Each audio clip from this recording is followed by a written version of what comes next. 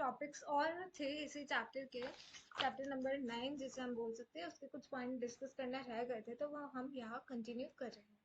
That is benchmarking. तो benchmarking में क्या है? Techniques for continuous improvement in performance. Benchmarking में हमारा क्या होता है? Emphasis is technique for continuous improvement in performance by comparing the firm product service activity against other best performing organization either internal और एक्सटर्नल टू द फर्म। हम compare करेंगे firm की product service activity against other जो best perform करेगी उससे compare करेंगे either internal और external to the firm. Performance measure in not for profit sector. फिर हम बात करते हैं दैट इज परफॉर्मेंस। देन हम फर्दर बात करते हैं दैट इज relating to किससे? that the same with the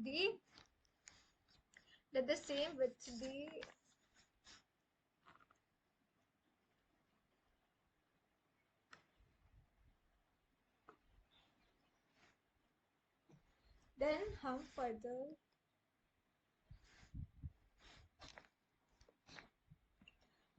हम डिस्कस कर रहे हैं that is relating to the performance measurement in not for profit sector को कंसिडर करते हुए। तो not for profit organization does not exist for earning profit but for achieving certain social और charitable objectives. जो not for profit organization होती है that does not exist for earning profit, वो profit earn करने के लिए नहीं होती है but for achieving certain social और चैरिटेबल ऑब्जेक्टिव्स को अचीव करने के लिए बनाई जाती है। एक्टिविटीज जो है एनपीओ की must be measure to give confidence to donors contributors that resource contributed are being utilise efficiently and effectively. Activity जो है of NPO must be measure की जाए टू गिव कॉन्फिडेंस दिया जाए to the donors and contributors को that resource contributed are being utilise, कि जो भी रिसोर्सेज है वो कंट्रीब्यूट किए जाए, आर बीइंग वो यूटिलाइज किया जा रहा हो एफिशिएंटली और इफेक्टिवली। Key challenges जो है for measuring performance in NPO and importance of non-financial measuring in performance measurement of NPO। कौन से ऐसे की challenges है for measuring performance in NPO की performance को measure करने के लिए importance of non-financial measure in performance measurement of NPO। तो यहाँ पे जो चीजें को डिस्कस किया है वो है benefit can not be quantified. आप बेनिफिट को क्वांटिफाइड नहीं कर सकते। बेनिफिट में अक्रू ओवर लॉन्ग टर्म। तो हम क्या बोलते हैं? Benefit can not be quantified. हम क्या बोलते हैं? That benefit can not be, आप बेनिफिट को क्वांटिफाई नहीं कर सकते हो। बेनिफिट में accrue over long term. Benefit जो है वो अक्रू हो सकता है over long term. Measurement of utilisation of funds and expenditure. There will be the measurement होगा utilisation of funds and expenditure and there will be the multiple objectives and there will be what? There will be the multiple objective. So what are the key challenges for measuring performance in NPO? Key challenges क्या होगा for measuring performance in NPO and importance of known financial measures in performance measurement of NPO? Benefit cannot be quantified. Benefit को आप quantified नहीं कर सकते। In case of NPO non-profit organization में benefit cannot be quantified. Benefit में accrue over long term. Benefit जो है वो अक्रू हो सकता है over long term. Measurement of utilisation of funds and expenditure, multiple objective हो सकता है। Then comes the performance measurement. Performance measurement में है value for money framework and adapted balance scorecard. We have already read the things relating to the balance scorecard, but hereby the case is relating to the adapted balance scorecard. Value for money framework क्या है? Adapted balance scorecard क्या है? Value for money framework क्या है? Adapted balance scorecard क्या है?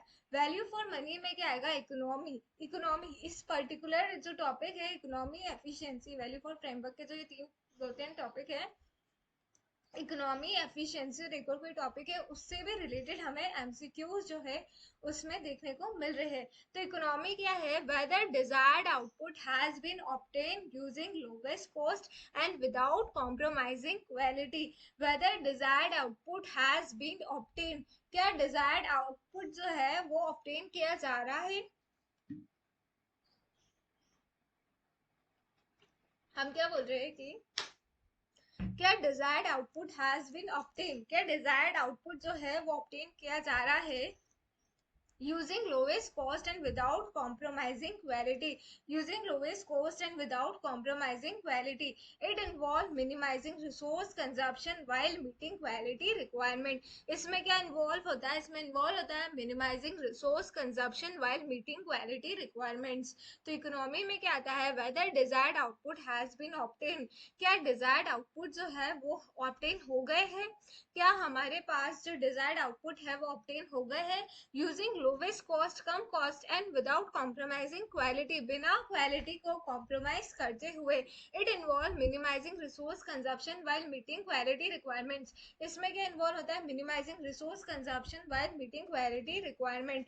Efficiency किस बारे में बात करता है? Efficiency talk about whether. तो हमें हमने क्या सीखा इकोनॉमी में? क्या हमें जितना डिजायर्ड आउटपुट चाहिए था उतना मिल रहा है using lowest cost and without compromising quality. क्या क्वालिटी बिना कॉम्प्रोमाइज हुए कम कॉस्ट पे डिजायर्ड आउटपुट मिल रहा है? इट इन्वॉल्व्स, हम यहाँ पे मिनिमाइज करेंगे resource consumption while meeting quality requirements को हम मीट आउट करेंगे. Efficiency, whether resource and funds available to the organization has been utilized efficiently, that is maximum output obtain with minimum input. क्या maximum output को obtain किया जा रहा है with minimum input? क्या मैक्सिमम आउटपुट को obtain किया जा रहा है with minimum input? It involve maximizing ratio between input and output, maximizing output using minimum resources. क्या हम अपने आउटपुट को मैक्सिमाइज कर पा रहे हैं विद द मिनिमम इनपुट? क्या हम अपने आउटपुट को मैक्सिमाइज कर पा रहे हैं with the minimum input? Efficiency बोलता है क्या आप अपने आउटपुट को मैक्सिमाइज कर पा रहे हो कम इनपुट लगा के, utilize efficiently maximum output input minimum input ratio. Then effectiveness. Effectiveness बोलता है whether organization has achieved its desired mission and objective. क्या organization ने achieve किया है उसका desired mission and objective? क्या organization ने achieve किया है उसका desired mission and objective? It involve ensuring outcome achieve desired aims and objective. इसमें effectiveness में क्या बोला जाता है? क्या organization ने achieve किया है अपना desired mission and objective? क्या ऑर्गेनाइजेशन ने अचीव किया है अपना डिजायर्ड मिशन एंड ऑब्जेक्टिव? इसमें इन्वॉल्व होगा ensuring outcome achieve desired AIIMS and objective. क्या ऑर्गेनाइजेशन ने अचीव किया है अपना डिजायर्ड मिशन एंड ऑब्जेक्टिव? इसमें क्या आएगा? Outcome achieve desired AIIMS and objective. उसके बाद आता है हमारा adapted balance score card. What is adapted balance score card? में आता है हमारा फाइनेंशियल पर्सपेक्टिव क्या है, कस्टमर पर्सपेक्टिव क्या है. बैलेंस स्कोर कार्ड में भी तो यही था. फाइनेंशियल पर्सपेक्टिव क्या है, कस्टमर पर्सपेक्टिव क्या है, इंटरनल बिजनेस पर्सपेक्टिव क्या है, और इनोवेशन एंड लर्निंग पर्सपेक्टिव क्या है. फाइनेंशियल पर्सपेक्टिव में हमारा आता है फंड रेजिंग क्या है, फंड ग्रोथ क्या है, फंड डिस्ट्रीब्यूशन क्या है. फंड रेजिंग क्या है, फंड ग्रोथ क्या है, फंड डिस्ट्रीब्यूशन क्या है. कस्टमर